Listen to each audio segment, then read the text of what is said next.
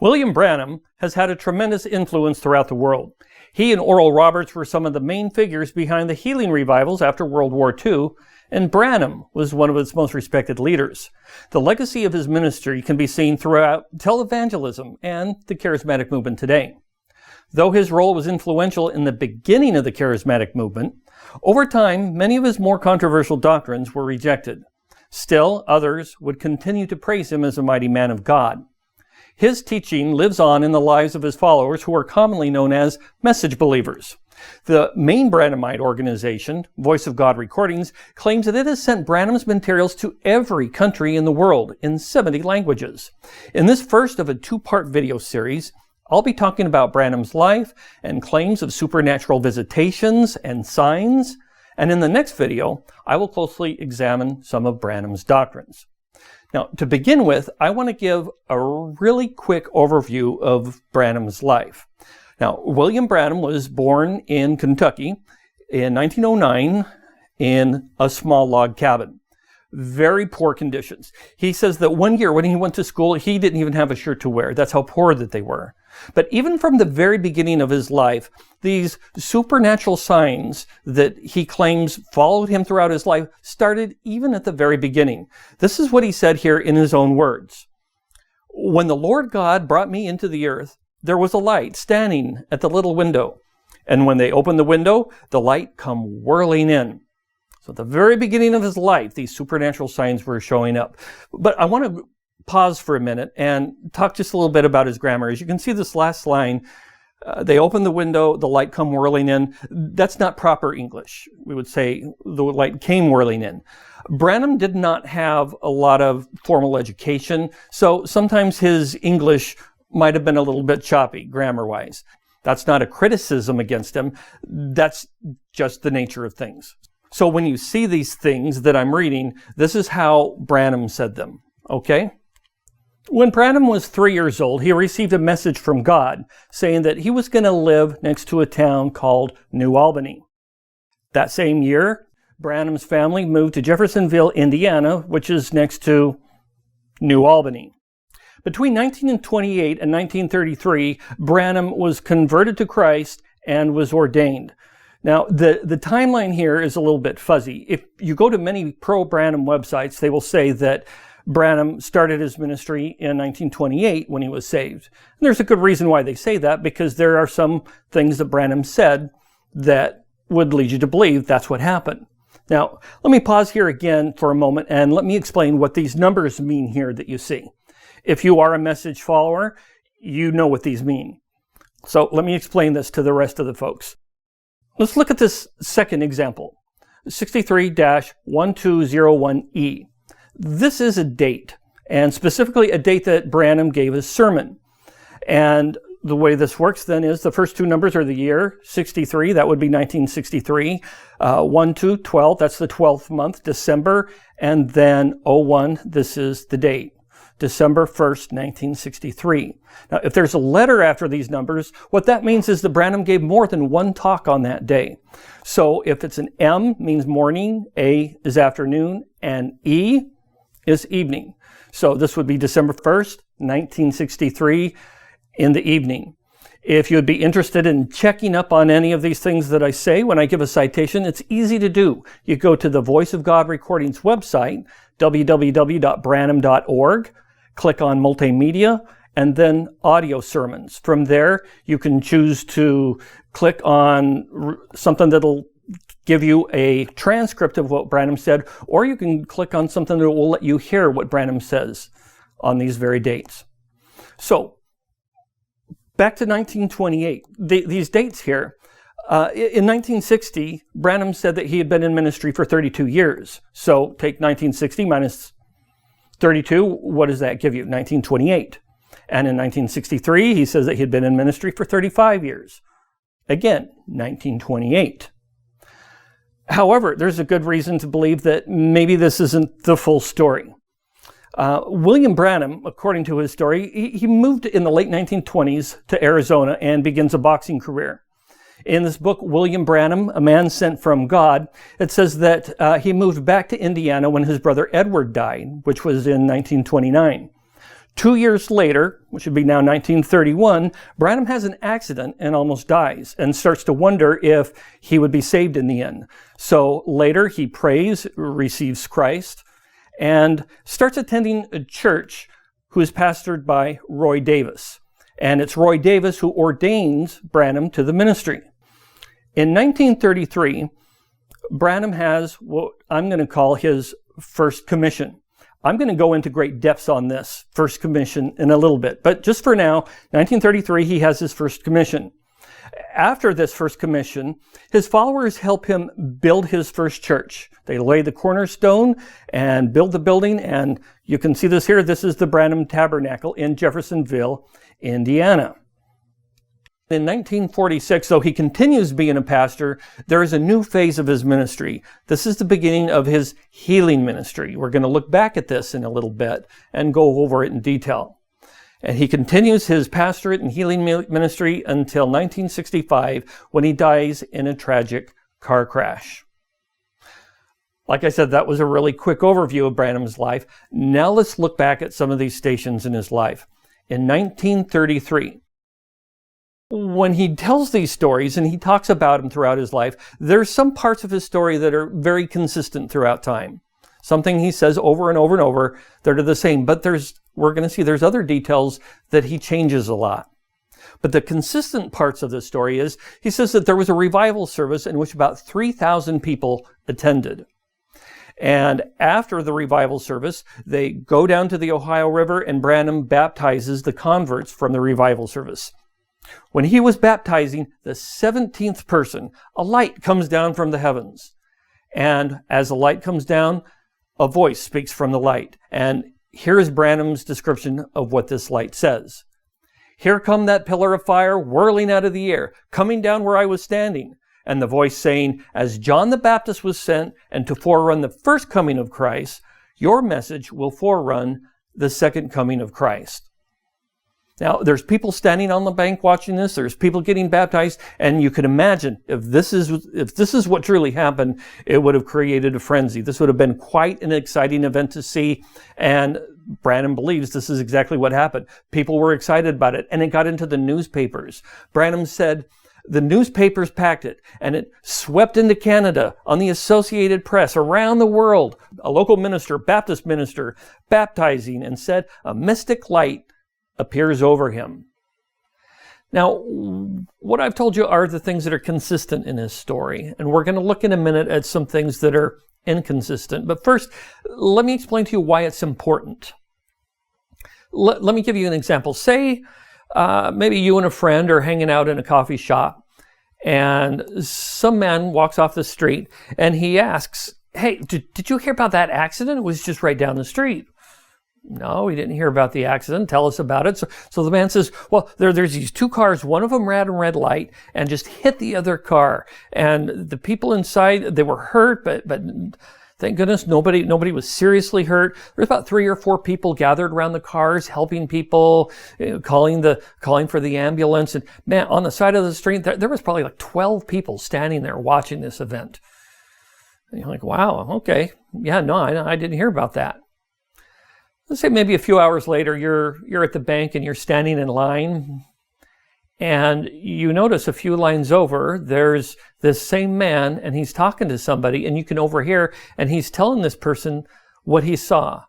And he says that, "Wow, there's this big accident. Did you hear about the accident?" People are like, "No, we didn't." So, "Well, man, this happened just a while ago. This bus ran through the intersection and plowed right into this car. Man, this little child was thrown in the car and landed on the street. Oh, it was horrible. There was about 20 people surrounding the car trying to help the people that were stuck inside. And there were 200 people standing on the sidewalk watching. It was an amazing, terrible tragedy." Well, that was very different from the first story that he told. It kind of makes you wonder, can you trust somebody who has gotten all these details wrong? Or to put it this way, if this man were to go to court and testify to what he saw, would you trust what he said? When he gets all these details wrong, you might think maybe something happened, but you wouldn't be able to trust what he said. because his details changed. Say he tells the story several times, and each time he gives different events, different amount of people come, different kinds. You can't trust someone like that. So we're going to see with William Branham, there's some things that he might be consistent on, but there's enough problems with what he says that I think should shed some kind of question mark whether we should trust this man. For instance, how many people were baptized? So they have the revival service. 3,000 people were in attendance. They go down to the river so Branham can baptize those who were converted. How many were baptized? In 1950, he said that 130 people were baptized. Now, we get this number from this book, William Branham, A Man Sent from God. This was written by Gordon Lindsay. Gordon Lindsay was a contemporary and a friend of William Branham. And in fact, most of the book are quotations right from Branham. And so in this book, it said 130 people. That's a lot of people going down to the river to be baptized. Well, that same year, Branham said there were hundreds of people that came to be baptized. Now, I don't know about you, but when you hear the word hundreds, what does that mean? Well, definitely more than 100, probably more than 200 at least, were baptized. So that's a significant jump from 130. But we go forward 5 years, and then William Branham said there was 200 to 300 people were baptized. And then in 1955, the same year, just a few weeks later, he said there were 500 people who were baptized. Now, 1960, 1963, these other quotes, yeah, he stays on this idea of 500. But in 1964, he says there were 1,000 people were baptized. That would have been an amazing event to see, but it kind of makes me doubt, kind of should make us doubt what was going on, because his story kept changing. And this isn't the only part where his story changes. As he was baptizing, people came and stood on the riverbank to watch. And as he tells the story, these numbers change. Now, this first 1950 date from the book, they don't mention how many people were on the bank. There's nothing wrong with that. But in the other 1950 quote here, it says thousands were on the bank watching this. So what does that mean? At least 2,000 people were on the bank watching. But we go to 1955, and now he says there's hundreds. There were hundreds of people instead of thousands. Just a few weeks after that, he says now that there are 7,000 to 8,000 people were on the bank. 1960, he says 3,000. 1963, 4,000 to 5,000. In 1964, he claimed that there were 10,000 people standing on the bank watching the baptism. Now, that revival that started all this, there were only 3,000 people in that. So there were 3,000 people at the revival service, and now there's 10,000 people watching 1,000 get baptized. That's a little hard to believe when we see how often his story changes. Makes us wonder what we can really trust. Now remember what else Branham said about this, is that the newspapers got a hold of this story, and it packed into the newspapers. It was in the Associated Press, it went into Canada. But where are these newspaper reports? You can go into archives, and researchers have done this and have looked to see where are all these press reports. He said on the front page of these papers, they would have this event that happened.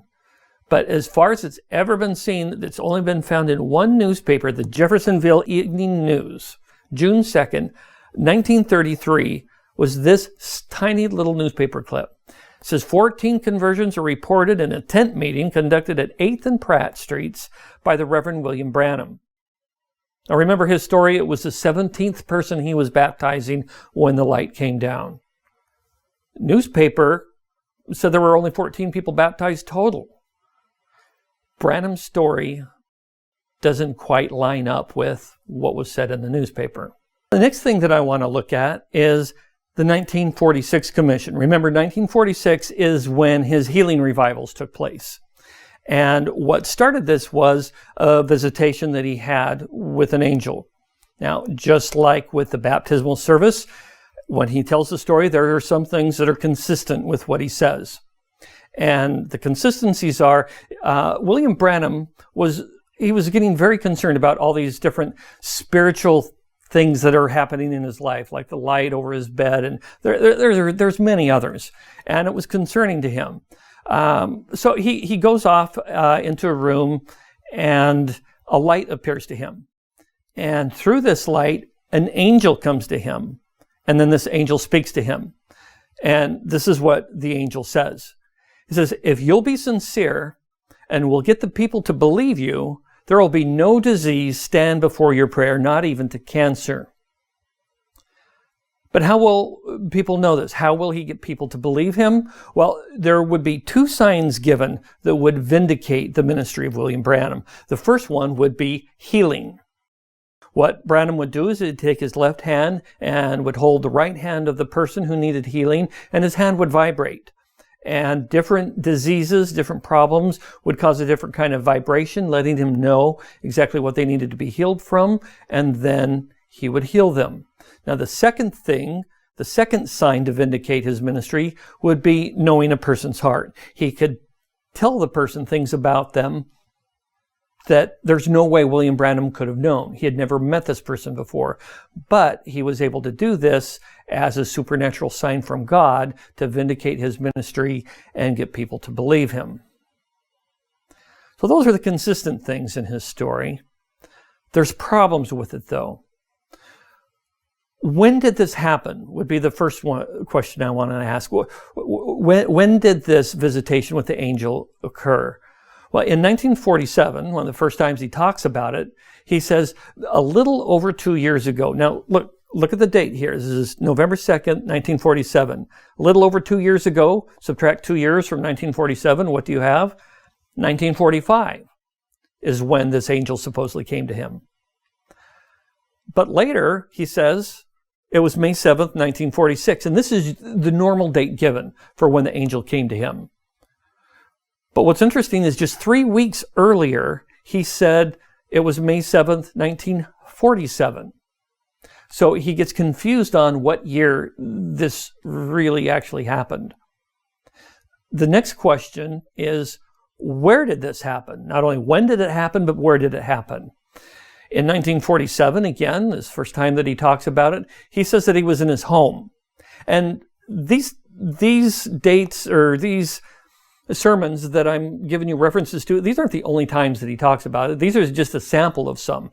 For instance, in 1953, a short video is made called The 20th Century Prophet, and it has him and his wife are in their home. A couple of gentlemen come and talk to him, and he tells them about this visitation from this angel.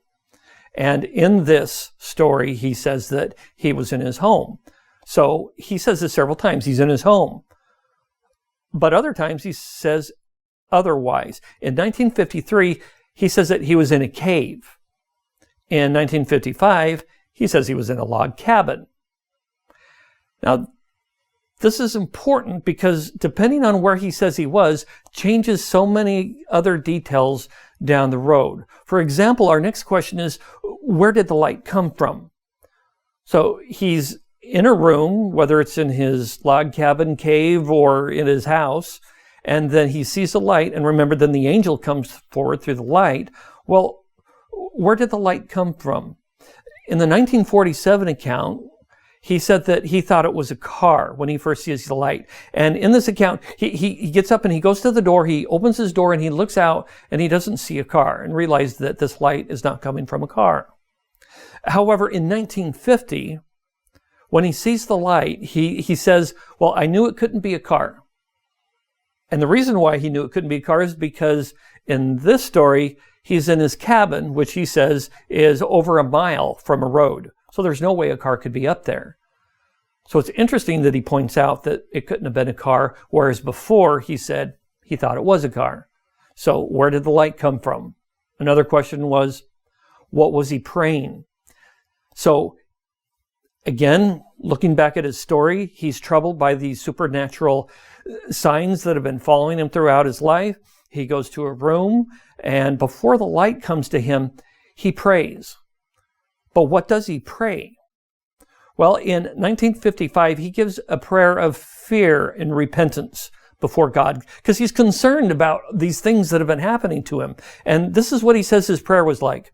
I don't want them things to happen to me. Please, God, don't never let it happen no more. I love you. I don't want to go to hell. This is a man who is feeling angst and pain and fear over these supernatural signs. However, very interestingly, 4 years earlier, when he's describing this event, instead of fear and repentance, he's given a prayer of praising God. In his prayer, he says it was something like, "Oh, great Jehovah, how wonderful you are. How I love you. How I love you. Oh, how wonderful." Very different. He tells the stories over and over. The details start to change. In that early 1947 account, he doesn't say anything about a prayer. He says that he's reading his Schofield Bible, then he heard something, and then he saw the light. Now, I can grant possibly he's reading his Schofield Bible and then started to pray, but that's not what he says. If you go to 1947, November 2nd, and you read what he has to say, it doesn't sound like you could fit a prayer in there. He's reading his Bible, he hears something, and then he sees the light. So was he even praying at all? We can't be sure. But this is the event that kicked off the healing revivals. You had to have up to 35,000 people come out to hear him speak and to heal people. I mean, look at this picture is staggering. The amount of people that would come out. More people would have come out to see him at this time period than any other speaker ever. So his popularity just soared. And of this first year of ministry or so, this is what Branham says. It says, "It's some 35,000 definite cases of healing was done in my services by Jesus in 1947 alone." That isn't just what someone testified that's been healed. That's doctors' statements. 35,000 people healed, and they had doctor statements to be able to show this. Where are these doctor statements? I don't think it's right you could just throw out a statement like this and have nothing to back it up. I'd like to see even 10% of 35,000 doctor statements, but there are none. They don't have any. So he's making a claim and is not able to back it up. Next point I want to deal with is something that happened in 1950. I call this Branham's 1950 Pillar of Fire. A very famous picture was taken of William Branham. So in the beginning of 1950, he goes to Houston, Texas, and he's going to speak in the city auditorium for 7 days and in Houston's Coliseum for 8 days. And when he's at the Coliseum, he's at the podium and he's speaking, and a photographer comes up, zooms in on him, and takes a picture. Above his head is this thing we call the Pillar of Fire. What was this pillar of fire that emerged in this picture? Branham called it several different things over time. At one point he says that it was the Logos or the Christ that was above him. Another time he says it was the angel of the covenant, which was Christ, the Son of God, the Logos that came out of God. Another time he said just plainly it was God. And then he says it's the Holy Ghost, angel of God, the same spirit that was upon Christ, which is interesting because before he said it's Christ and now it's the same spirit that was upon Christ. Lastly, he says that it was Jehovah. Now, some of these terms are interchangeable with Branham, and I'm going to maybe try to unpack some of them in the next video when we talk about doctrine. But enough to say, he said that this thing was many different things. Well, Branham and his crew wanted to verify this negative that shows the light above his head, because they saw this as proof and vindication of his ministry that this light that he talks about that was with him all his life actually appears in this photograph. And he thinks maybe his enemies are going to try to say like, oh, that negative was doctored, it was changed, you can't trust it. So what they did is they go to this guy named George Lacey and they give the negative to George Lacey and ask him to examine it. William Branham claimed that Lacey was the head of the FBI of fingerprint and documents. So somebody very much qualified to be able to tell us if this negative was true or not, or if it had been changed. Lacey concluded, according to Branham, that the light struck the lens, and that's how the light got on the lens. Branham then claims that a copy of the picture, after George Lacy verifies that this is true, that this light struck the lens, Branham says the copy of the picture is in Washington, D.C., in the Religious Hall of Art, with a note under it, the only supernatural being was ever photographed in the history of the world. There are problems with this story. First of all, just some factual examples. Lacy didn't work for the FBI. He was like more of an independent guy. He was very much qualified to do what Branham's organization asked him to do. However, he didn't work for the FBI. He wasn't head of the Documents and Fingerprints Division. Not at all. So Lacy didn't work for the FBI, and the FBI was never even involved. And lastly, there is no religious Hall of Art in Washington, D.C. Now, from what I understand, this picture is in Washington, D.C., but it's not up on a wall anywhere. Branham's team wanted to copyright this picture, and when you copyright something, from what I understand, the government's going to keep a copy of it in a file somewhere in Washington, D.C. So there is the picture there, but it's not hanging on a wall, and it doesn't say that it's proof of a supernatural being that was photographed. Now, Lacy's report is reproduced in this book here by William Branham called Footprints in the Sands of Time. And near the very beginning of the book, when you open it, you can see this is a reproduction of what's in his book. This is George Lacy's report. And it begins with explaining that this negative was given to him to verify its authenticity. He talks about the procedure that he goes through to verify it. And then he gives his conclusion. He says, I am of the definite opinion that the negative submitted for examination was not retouched, nor was it a composite or double exposed negative. Further, I am of the definite opinion that the light streak appearing above the head in a halo position was caused by light striking the negative. And message believers read this and think, you see, this is proof. It is proof. Light struck the negative. That light was there above his head. Well, to tell you the truth, that's not really the question that we have. We're not asking, well, what did the light really strike the negative? See, that's how it always works, is light. When you have any image on a negative, we know that the shutter opens on the camera, whatever light is out there comes and it strikes the negative, leaves an imprint there, and that's how it gets there. So, yeah, we'll agree that there was a light there, but the question is, where was the light and what was the light? Now, I want to give a thanks out to a guy named John Kenna, who is a researcher, who's helped me some and point me into the right direction with a few things that I've been researching here.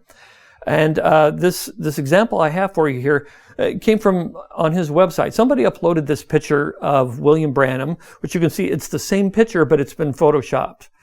And it's been photoshopped to show you what it would look like if that light was actually directly above Branham's head. If it was directly above his head, look at the picture. On his shoulders, it would have been lit up. On top of his head, would have been shining, and on the podium. If that light was actually there, it would make a difference in his surroundings. Compare that to the original picture. His shoulders are dark. His head is dark. The podium is dark. Now, some people might say, well, it's dark there because it was a supernatural light. No, that doesn't work. If it was a supernatural light and didn't reflect off things, how did it strike the negative? If it struck the negative, it would have struck other things as well. So this Photoshop picture of Branham shows that light wouldn't have been directly above his head. It was there, but where was it in relationship to where Branham was? This is a picture of Paul McCartney, and he's in the very same Houston Coliseum that Branham was. And you can see above McCartney's head, there's lights. And nobody's going to think, oh, look, there's more pillars of lights. Now they're floating over Paul McCartney. Not at all. You're not going to think that, because you can see in this picture, you can see in the background, it has the stadium seatings. You can see people in the stadium seatings, which gives you an idea that those lights are way, way above his head. So those lights are nowhere near him. They're way up there. But it's still very different looking than the one with Branham, because with the one in Branham, it's not this clear little circle like we see with Paul McCartney, is it? The reason for that is when a photographer sets up his camera, he can set it up to where everything will look like it's in focus, like in Paul McCartney's, or he can set it up to where he focuses in directly on his subject and things in the background will start to look a little blurry. Now, if you look at William Branham, just over his shoulder, there's a person in the background, a figure of a man, and it's a little blurry. The reason is that the photographer was focused directly on Branham. Things in the background were blurry. This man in the background is blurry. And this light, if it came from the ceiling, looking at how tall that ceiling is, that light was far away and would have been far more blurry just than the man in the picture. Still, you may not be convinced, as I think maybe you shouldn't be, because look how small those lights are with Paul McCartney compared to William Branham. Well, there's a reason for that. It depends on how you frame your shot and how this is lined up. Let me show you another picture from the Houston Coliseum. These wrestlers were there at the Coliseum, and this picture was taken. And look above this man's hands. Let's zoom in on this. It almost looks like this wrestler's hand is going to hit the light. But we know from that other picture with Paul McCartney, that light is way high up in the air. There is no way his hand is about to hit it. But you can see how that light looks so much bigger than it did with Paul McCartney. The reason is the way the picture is framed, the way it's lined up, it makes it look like it's bigger. He's not right by it. And the same thing with William Branham. That pillar of fire above his head was most likely from the light that was on the ceiling in the Houston Coliseum.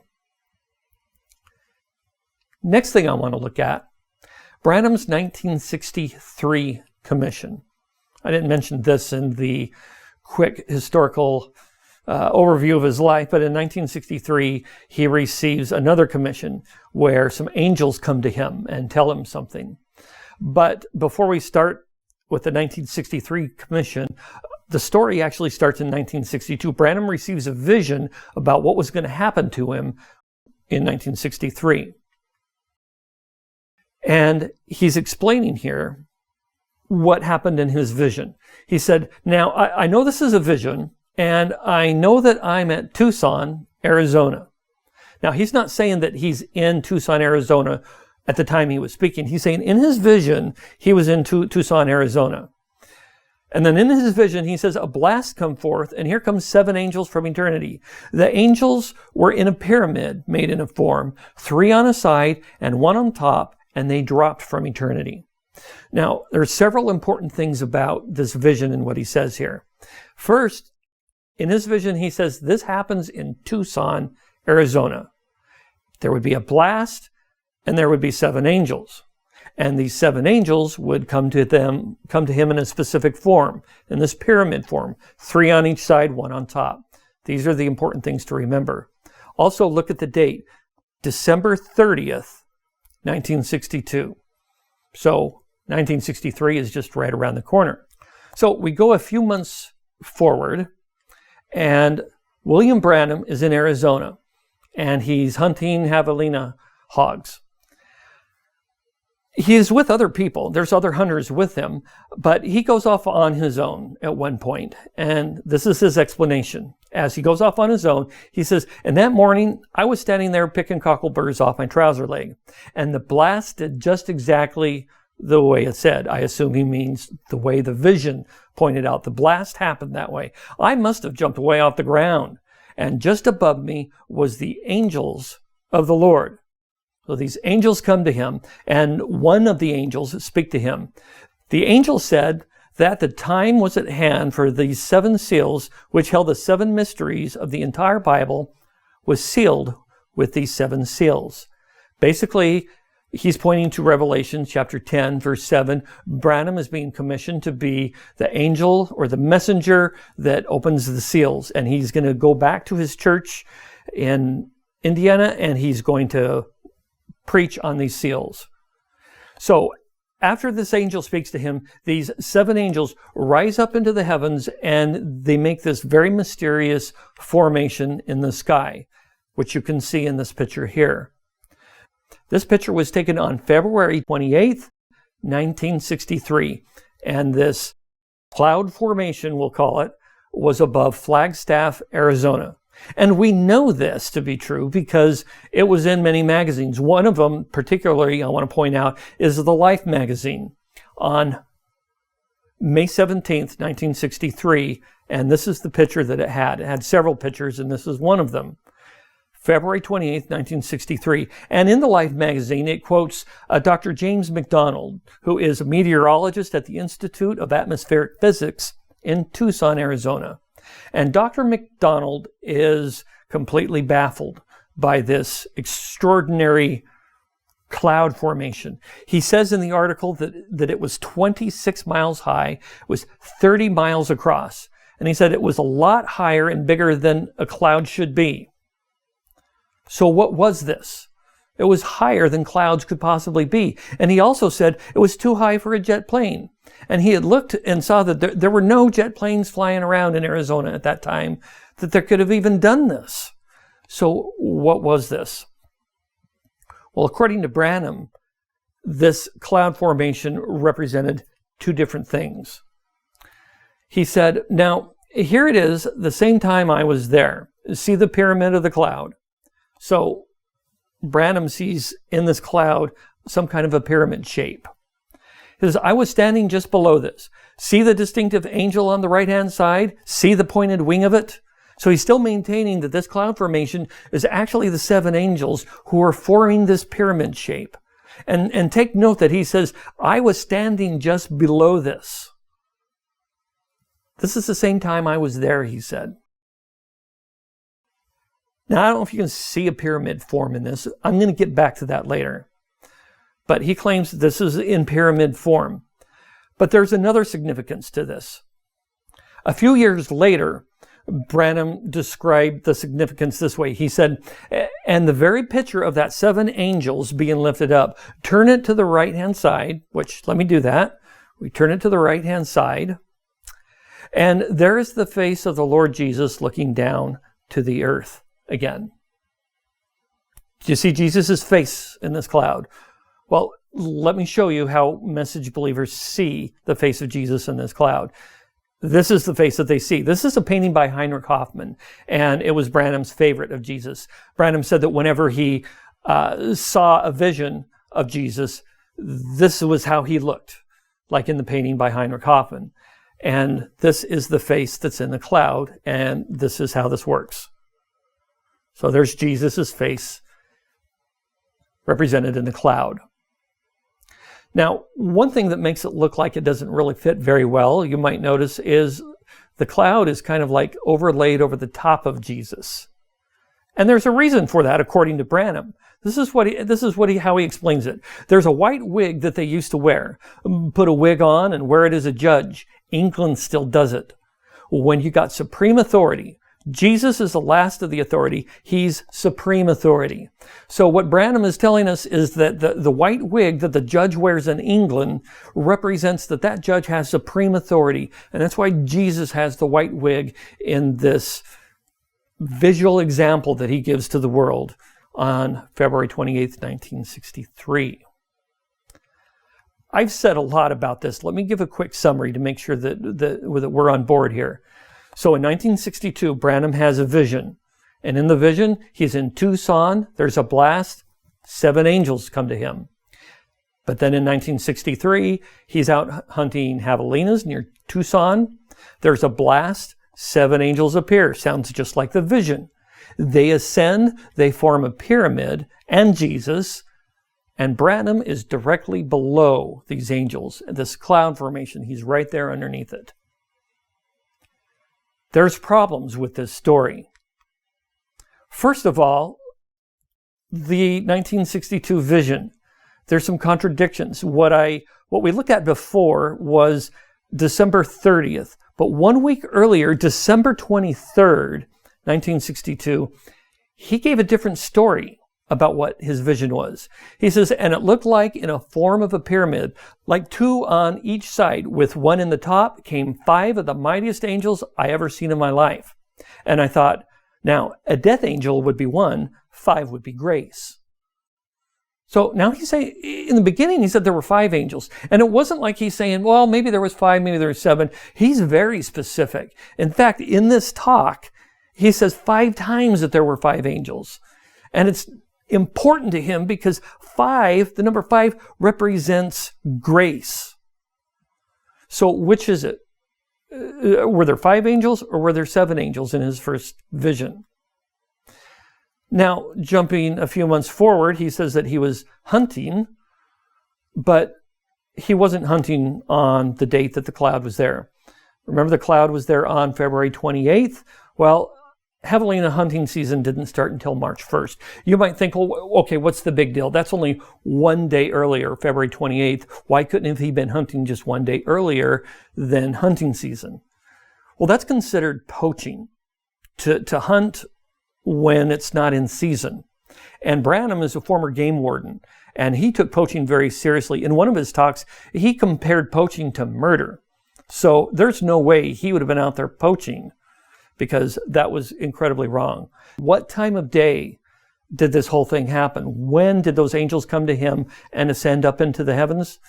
Well, what we read earlier, he said, and that morning I was standing there picking cockleburrs. It was in the morning. Angels come to him, tell their story, and they rise up.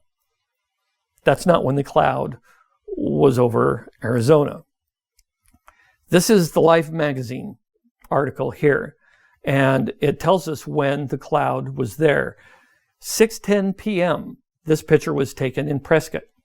Now, this is not where the cloud was. The cloud, according to the article and according to Dr. McDonald, was over Flagstaff. This is just where the picture was taken. This picture was taken at Prescott.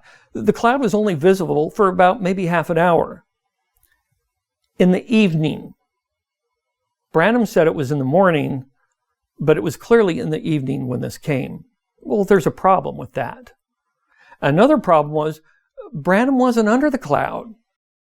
He said in what we read earlier, and here's another one, he said, I was standing right under the cloud when they took the photo.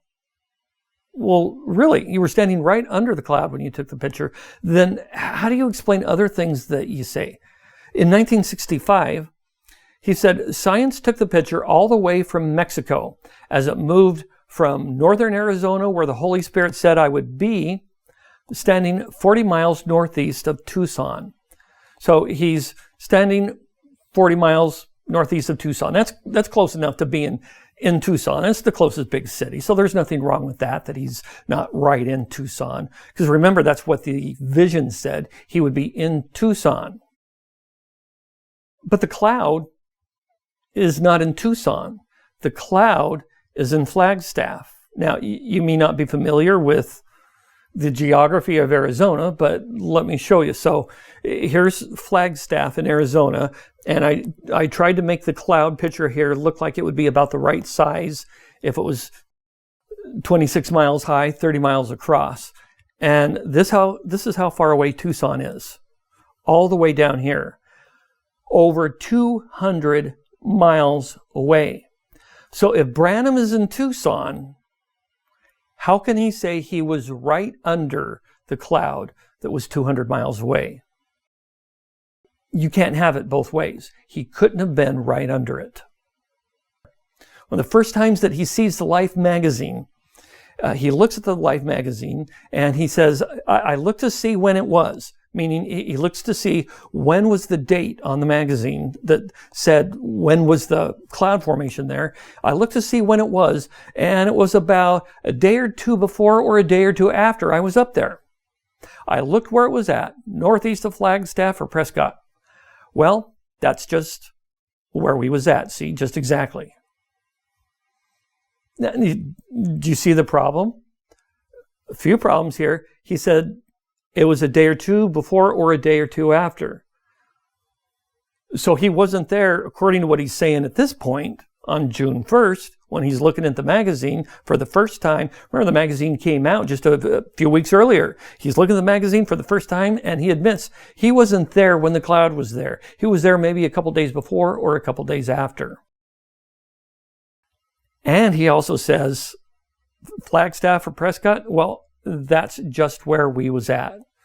Where was he supposed to be? Tucson. Where was Flagstaff? 200 miles away. Second thing is the shape of the cloud. Remember he said, see the pyramid of the cloud? There's no pyramid shape in this cloud. Now you can kind of maybe force a triangle upon this and say like, well, there's maybe a triangular shape, but that's not really what the shape of the cloud is. And a pyramid is not just any kind of shape. There's very distinct angles on a pyramid. Then they're all exact and all perfect. This is closer to the angles of a triangle from a pyramid. There's no way you can get that to fit inside or outside of this cloud formation.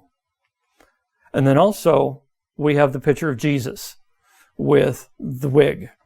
And Branham's claimed that this wig represents, like the judges in England, that the judge has complete supreme authority, and that's why Jesus has it, to emphasize that Jesus has supreme authority. That's not why the judges wear the wig, because the lawyers wear the same wig.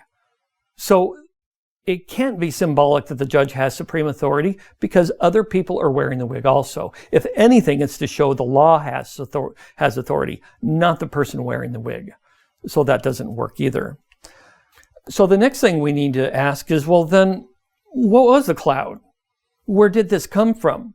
You know, the message believers like to point out that Dr. McDonald in the Life magazine article was totally bewildered. He had no idea, where did this come from? Where was this strange cloud formation? What caused it? What did occur?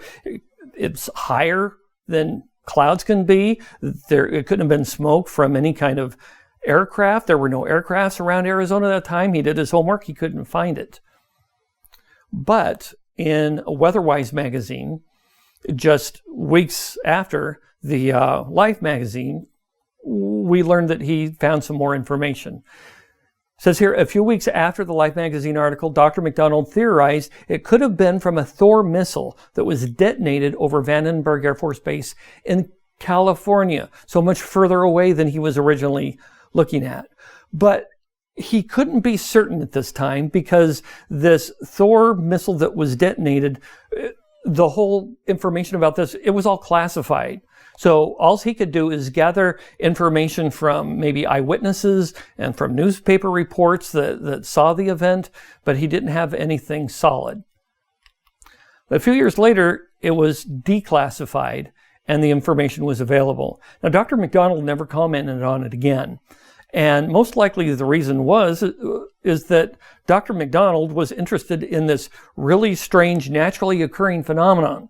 But after it was shown to be smoke from this Thor missile, it was no longer of an intrigue, and he didn't comment on it. Interestingly enough, the Thor missile, when it detonated, was at the same height as Branham's cloud. And then it blew across northern Arizona. Though we don't have Dr. McDonald commenting on it, his wife, Betsy McDonald, she gives a comment on this in 1996 in this letter. She says here to the person who brought the declassified materials to her, she says, "Thank you for sharing the declassified Department of Defense documents you secured from the United States Air Force concerning the unusual ring-shaped cloud observed over northern Arizona, February 28, 1963. So we know she's talking about Branham's cloud. She said, "These documents confirm the scientifically acquired conclusions of my husband, Dr. James E. McDonald, that this stratospheric cloud was caused by the explosion high in the atmosphere of a Thor missile fired from Vandenberg Air Force Base in California." It's no longer a mystery. It actually, by the time she wrote that, it hadn't been a mystery for a long time. But it's perpetuated through message believers all the way up until now. So, back to a question that I asked before when I gave the example of a guy coming to you in a coffee shop. Would you trust William Branham in a court of law to be able to tell what happened on these different events that he talks about? Where was he when the cloud formation? Was he right under the cloud formation? Was he in Tucson and it was in Flagstaff? Was it in the morning? Was it in the evening? Was he with hunters or was he by himself praying? So many different accounts to his story. I think it makes it hard to believe that anything happened at all. So that ends this video. In the next video, as I said, we're going to look at some of Branham's teachings and try to explore in the mind of Branham what he believed and what he taught others. Thank you.